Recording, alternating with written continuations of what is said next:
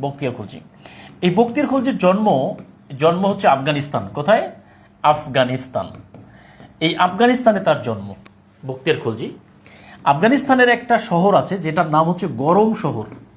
গরম, এটাকে বলে গরম শির। এই গরম শির নামক একটি শহরে বখতিয়ার খলজির জন্ম হয়েছে। তিনি জাতিতে হলেন তুর্কি, মানে তিনি তুর্কি জাতিভুক্ত। ক্লিয়ার? তুর্কি জাতিভুক্ত।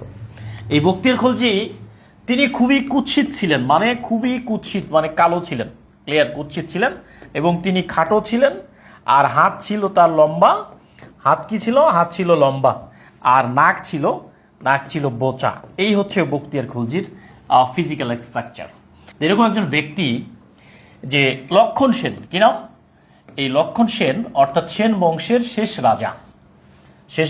সেন বংশের শেষ রাজার নাম কি ছিল? লক্ষণ সেন। এই লক্ষণ সেনকে পরাজিত করে 1204 সালে, কত সালে?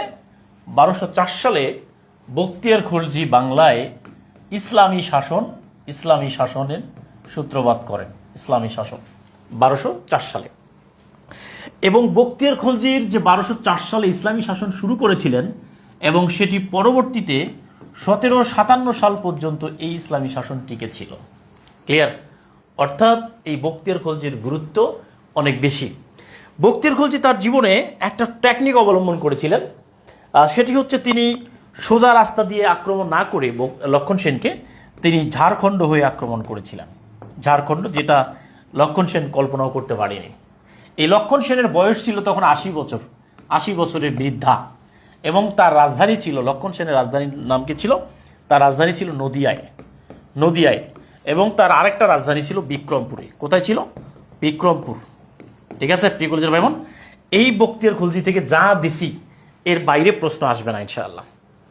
জাস্ট একটু কষ্ট করে লিখে নিতে হবে। হ্যাঁ, বখতিয়ার খলজি থেকে যতটুকু আপনাদেরকে দিয়েছি এর বাইরে পড়তে হবে না।